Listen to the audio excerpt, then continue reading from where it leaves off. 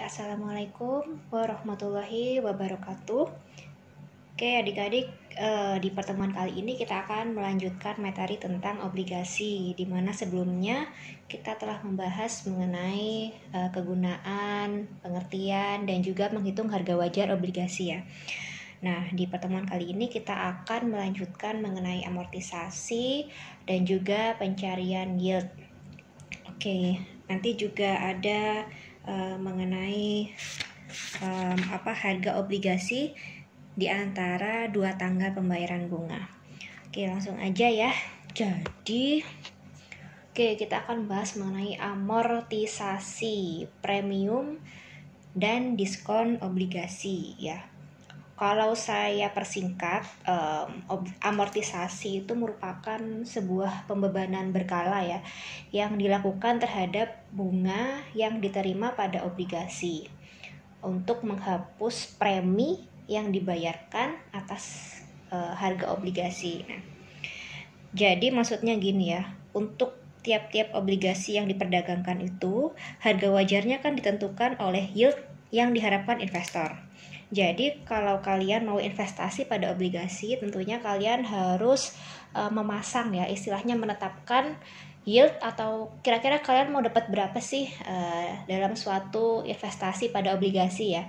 Tergantung sama risiko yang nanti kalian dapatkan. Semakin besar risiko atas obligasi tersebut, maka tentunya kalian akan memasang yield atau keuntungan yang semakin besar pula gitu ya.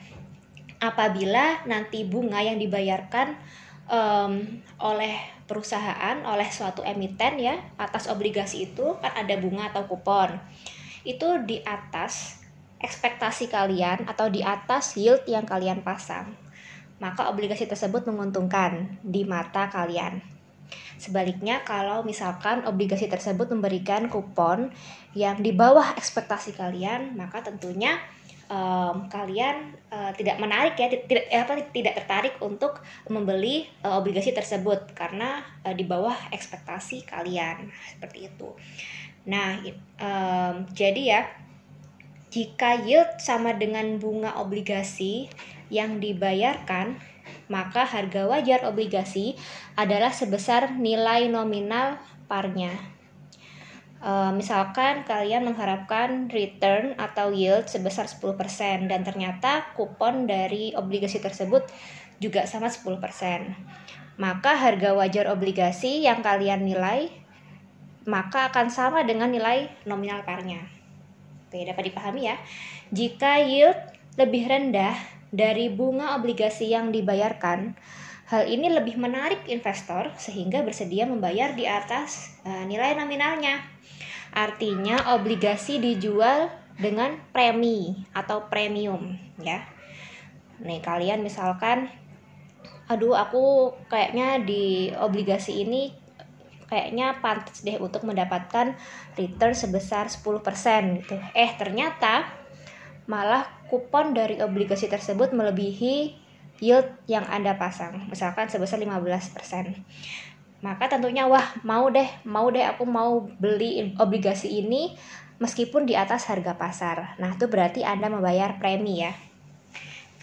Lalu ada ini ya, kontradiksinya. Jika yield lebih tinggi dari bunga obligasi yang dibayarkan, hal ini kurang menarik investor sehingga harus dijual di bawah nilai nominalnya.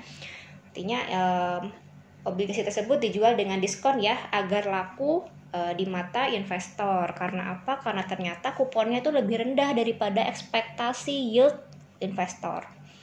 Nah, penyesuaian nilai premium dan diskon obligasi secara periodik hingga tidak ada lagi pada saat jatuh tempo disebut amortisasi premium atau diskon, atau amortisasi agio atau disagio ya. Jadi jumlah yang menghapus nilai premium atau diskon pada saat jatuh tempo itu merupakan amortisasi. Contohnya gimana? Misalkan kayak ini ya. Susunlah tabel amortisasi sebuah obligasi bernilai nominal atau nilai par ya, nilai pari sebesar 500 juta. Jatuh tempo 10 tahun dengan kupon J1 15%. Hati-hati, J1 berarti bunganya dibayarkan per tahun. Dalam arti 1 tahun ada 1 kali periode pembayaran kupon. Jika investor mengharapkan yield 10% per tahun. Di sini berarti kuponnya lebih besar daripada yield ya, atau menguntungkan. Itu berarti harga wajarnya nanti tentu akan lebih besar daripada nilai pari, karena tadi ya investor mendapatkan atau membayar premi. Jadi harga wajar obligasinya rumusnya sama ya kayak yang kita pelajari kemarin. Nah, ini tentunya karena yield lebih besar daripada kupon, maka nanti hasilnya positif ya 5%. Berarti P-nya lebih besar daripada harga wajarnya. Kok harga wajar? Harga atau nilai parinya ya. Seperti itu. Kalau udah dihitung, maka harga wajarnya ya sebesar 633.614.177 rupiah,6. Nah, tabel amortisasi premium obligasi. Ini kan nilai buku ya, nilai buku pada tahun ke-0, karena masih belum ada bunga yang dibayarkan. Masih istilahnya di present value kan. Di present value kan, maka besarnya 653 juta. Oke, pada tahun pertama bunga dibayarkan sebesar 75 juta. Tapi ini kan bunga ya, bukan yield. Kalau yieldnya itu dihitung berdasarkan bunga efektif ini, yaitu 10% dikali nilai buku. 10% kan nih yield yang disyaratkan oleh investor. 10% dikali nilai bukunya. Oke. Bunga efektif ya, jadi bukan dari harga atau nilai parinya.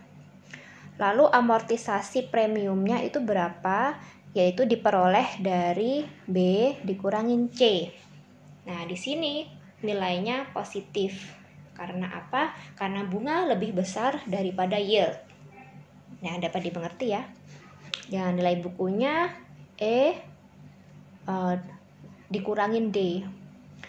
653.000 ini dikurangin D ini ya, nilai buku pada tahun sebelumnya dikurangin dengan amortisasi premium. Nah, ini terus kita lakukan ya, kita lakukan amortisasi hingga pada akhirnya nilai bukunya yaitu sebesar harga obligasi atau nilai pari besar 500 juta. Ini merupakan amortisasi preminya ya. Udah seperti itu aja.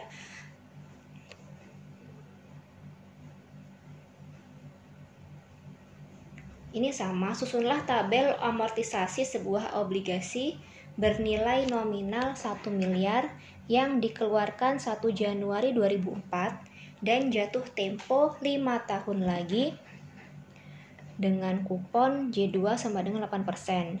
Jika investor mengharapkan yield 10%. Di sini investor mengharapkan yieldnya lebih besar daripada nilai kupon. Hitung juga nilai buku obligasi per 1 Juli 2006. Jadi kita diminta untuk menghitung nilai buku obligasi per 1 Juli 2006 dengan menggunakan tabel amortisasi ya. Lalu harga wajar obligasi bisa dihitung F plus kupon dikurangin yield dikali F.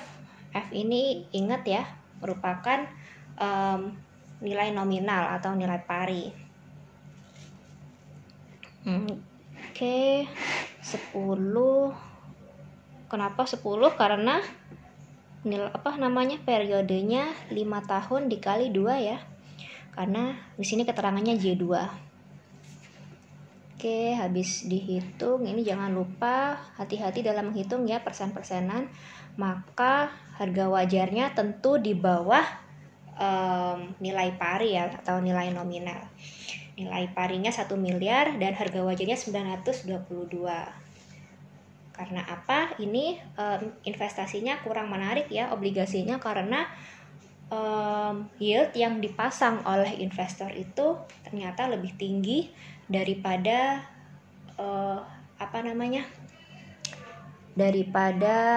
kupon yang ditawarkan. Seperti itu. Nah, ini tabel amortisasi diskon obligasi. Di sini bunga yang dibayarkan lebih kecil ya daripada bunga efektif atau yield yang dipasang ya, disyaratkan oleh investor. Seperti itu. Udah seperti ini aja intinya, nilai yang menyamakan nilai buku dan harga wajarnya. Seperti itu. Oke, selanjutnya adalah obligasi tak berbunga atau zero coupon bond. Zero coupon bond, obligasi yang tidak membayar bunga secara periodik tetapi hanya membayar sebesar nilai nominal pada saat jatuh tempo. Di sini berarti tidak ada unsur anuitasnya ya. Maksudnya gimana? Biasanya kalau tiap obligasi yang berbunga itu kan membayar bunga per periodenya sehingga timbullah anuitas, artinya pembayaran bunga dengan jumlah yang sama tiap periodenya. Namun di zero coupon bond ini yang ada hanya present value atas nilai nominal yang dibayarkan pada saat jatuh tempo, tidak ada bunganya ya gitu. Oke, perhitungannya sangat mudah sekali karena pada dasarnya ini merupakan perhitungan present value atas future value, seperti itu ya. Jadi misalkan nilai saat jatuh tempo atau nilai parinya itu 1 miliar, maka akan di present value kan, seperti itu. Gampang banget, ini mungkin gak akan saya munculkan di latihan karena udah pernah kita pelajari ya. Oke, di sini ada harga obligasi di antara dua tanggal pembayaran bunga.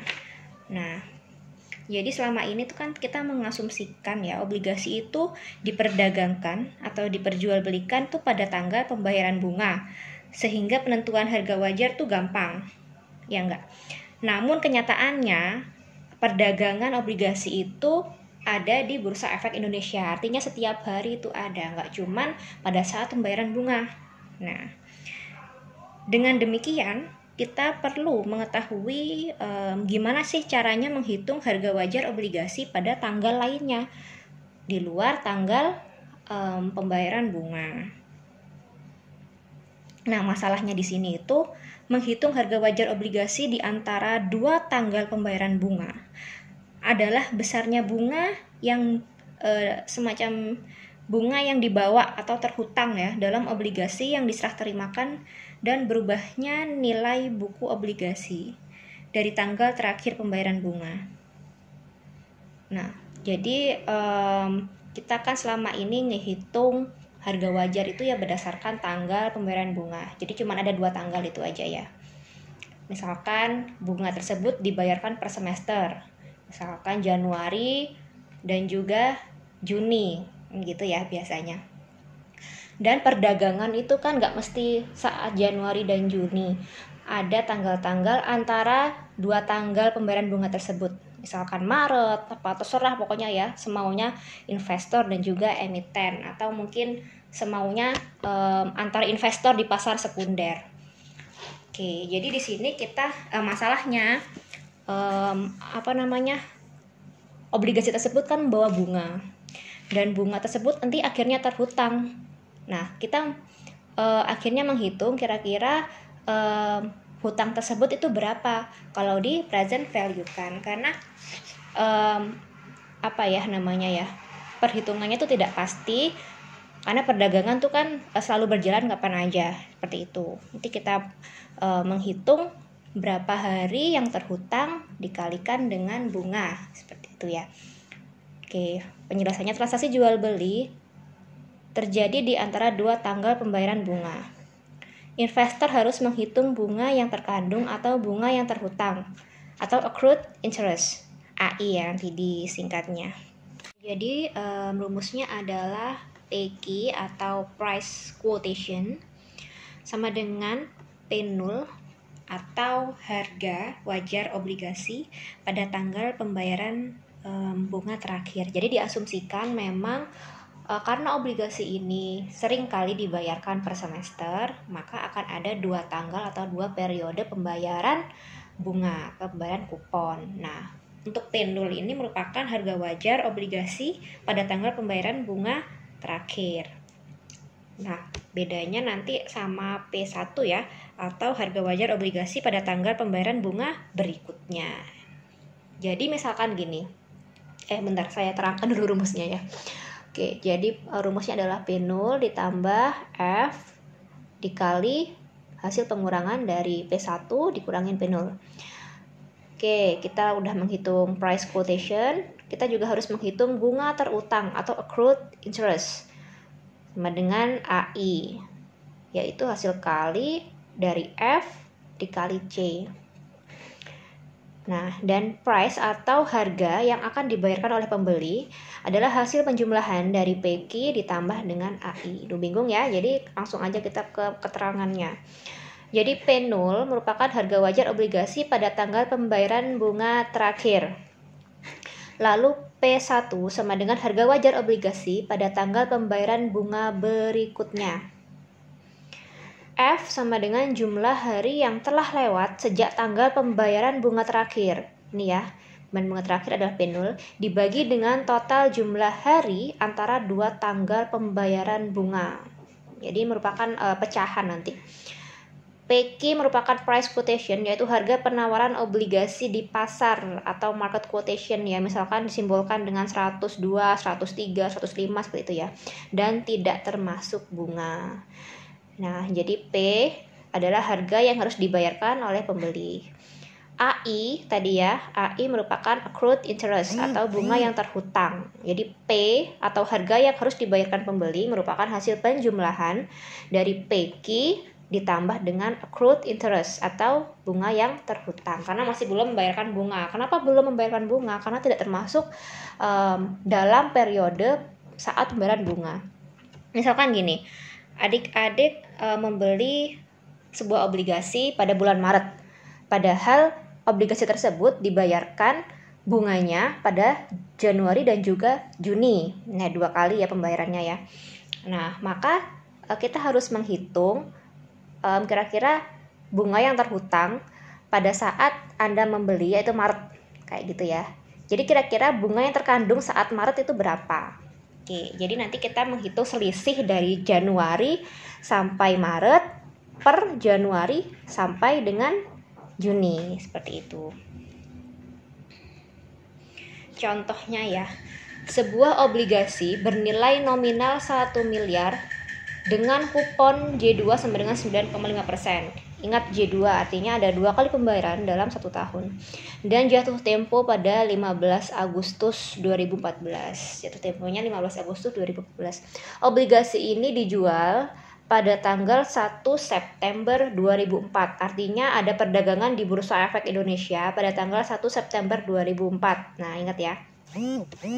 Dengan harga penawaran pasar atau PQ ya, market quotation sebesar 103,25. Ingat, ini merupakan bahasa dalam perdagangan obligasi, di mana 103,25 ini menandakan 103,25% dari nilai pari atau nilai nominal. Jadi 103 dikali 1 miliar. 103,25 dikali 1 miliar. 103,25% dikali 1 miliar rupiah. Berapa yang harus dibayar pembeli? Berarti dibayar pada saat pada saat 1 September 2004. Jika bunga dibayar setiap tanggal 15 Februari dan 15 Agustus. Kita bikin semacam timeline ya. Bunga dibayarkan 2 kali dalam 1 tahun, yaitu tanggal 15 Februari dan 15 Agustus. Oke. Jadi kita bikin ya semacam timeline. Jadi 15 Agustus dan juga 15 Februari ya. Oke, jadi ini kan obligasinya itu diperjualbelikan pada tanggal 1 September 2004. Artinya dia sudah membayar bunga pada 15 Agustus 2004. Oke, jadi tapi investor belum menerima bunga sampai 1 September 2004. Jadi kira-kira sampai segini itu ya bunga yang terhutang itu berapa yang harus diterima oleh investor ya pada 1 September 2004 ini. Oke, jadi untuk menghitung Bu, dari mana sih 17 hari? Jadi 15 Agustus sampai ke 31 Agustus itu adalah 16 hari. Jadi kalian menghitungnya jangan dari tanggal 15 ya, tapi dari 16 Agustus karena berarti 15 sampai 16 Agustus itu dihitung 1 hari kan begitu ya. 16 Agustus sampai 31 Agustus itu kan 16, lalu ditambah 1 hari di bulan September.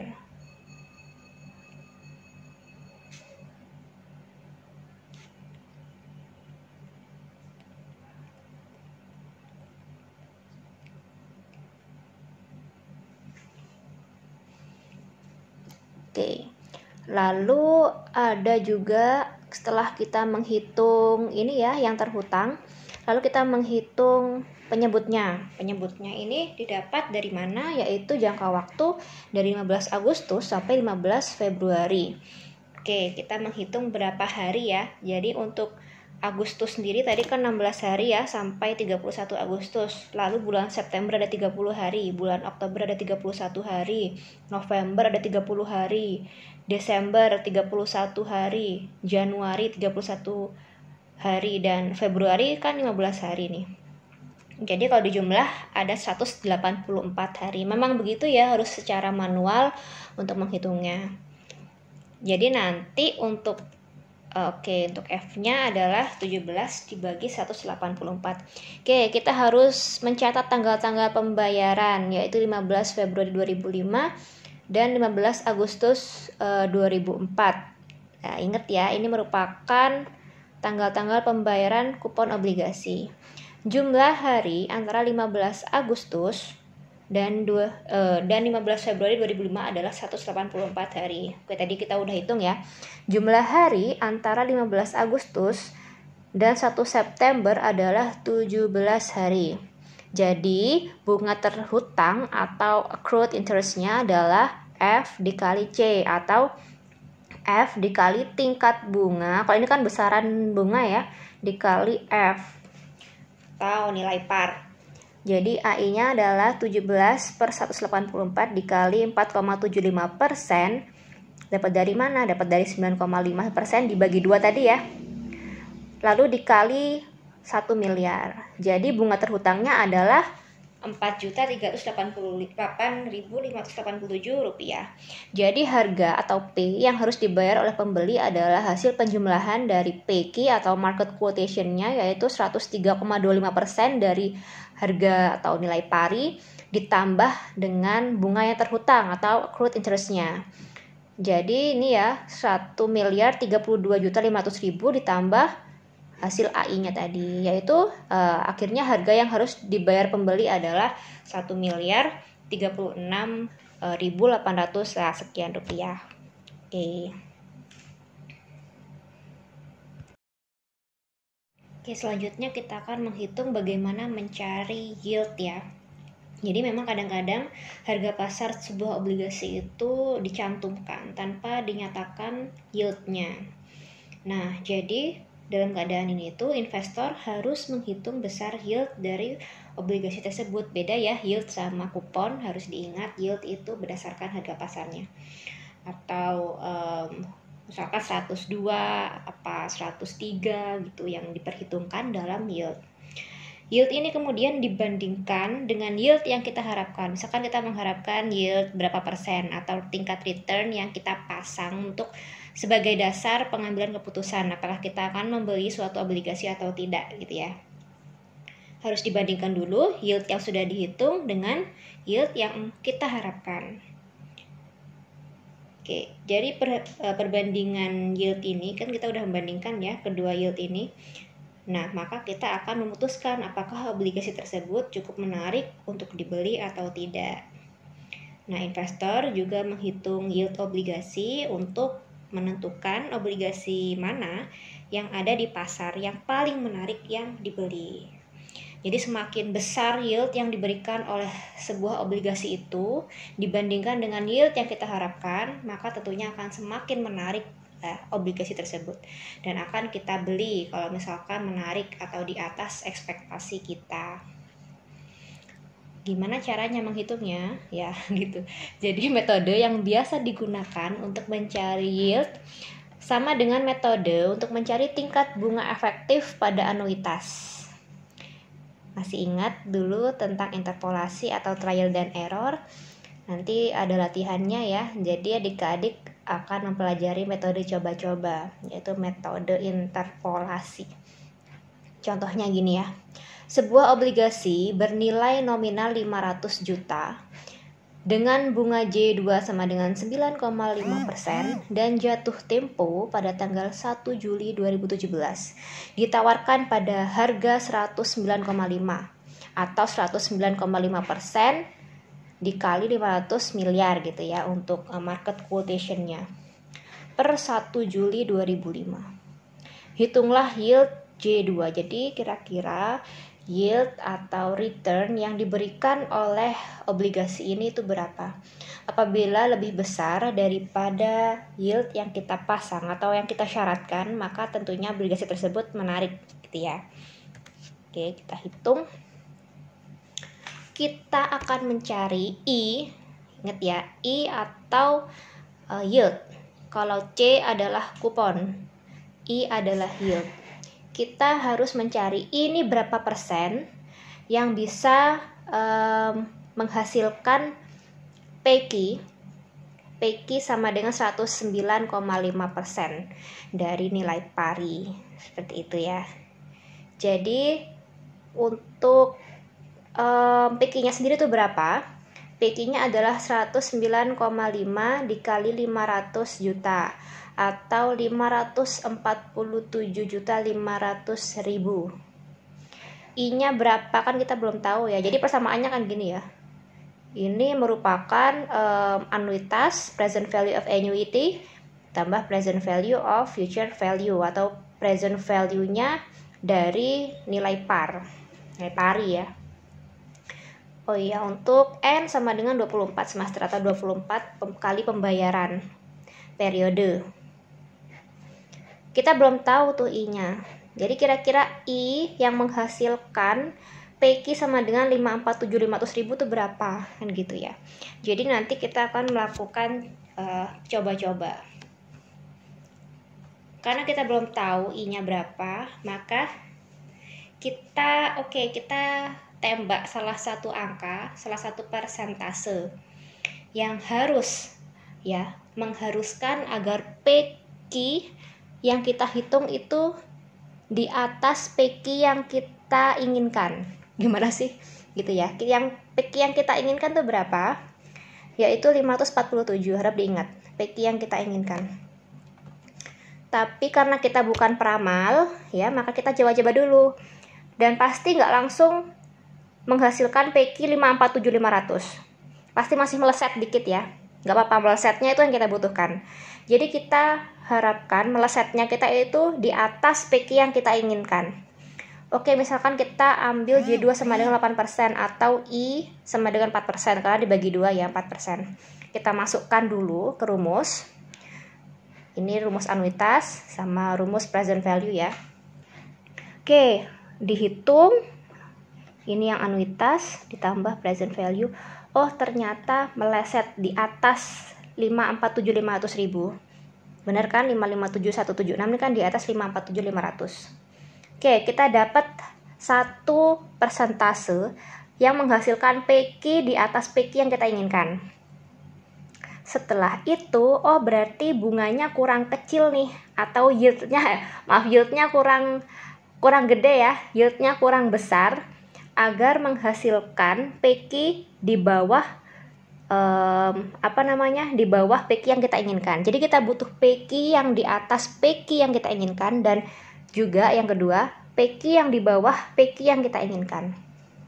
Berarti kan kurang gede ya yieldnya. Maka kita pasang 9% deh. Coba kalau 9% dia langsung di bawah PQ yang kita inginkan atau tidak? Berarti I-nya 4,5% ya. Kok kita masukkan 4,5%, nanti menghasilkan 518 juta sekian. Oke, kita punya akhirnya tingkat bunga yang membuat PQ lebih kecil daripada PQ yang kita inginkan. Misalkan Bu, kalau nggak 4% gimana? Boleh, nanti hasilnya akan sama. Misalkan kalian nanti 2%. Pasti ini akhirnya lebih besar. Mungkin 600 berapa gitu ya. Nggak apa-apa, yang penting di atas PQ yang kita inginkan. Lalu kita juga memasang misalkan J2 ini sama dengan 11%.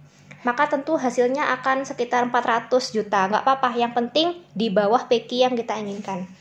Jadi kita butuh dua ya, PQ yang di atas PQ yang kita inginkan dan PQ yang di bawah PQ yang kita inginkan. Seperti itu. Lebih besar dan lebih kecil. Tapi kalau kalian menginginkan PQ yang lebih kecil, berarti yieldnya ditambah persennya, seperti itu ya, karena akan semakin mendiskonto suatu nominal. Jadi I yang pasti itu berapa persennya kan kita nggak tahu, berada di antara 4% dan 4,5%. Atau misalkan tadi kalian salah-salahan gitu ya, tadi yang saya contohkan adalah 7% dan 10%, nggak apa-apa. Jadi tentunya I-nya itu di antara 7% dan 10%, yaitu berapa nggak tahu kita. Dihitung nanti hasilnya sama aja kok. Oke, jadi I berada di antara 4% dan 4,5%. Kita kan nggak tahu 4,2 berapa atau 4,4, berapa kan kita nggak tahu.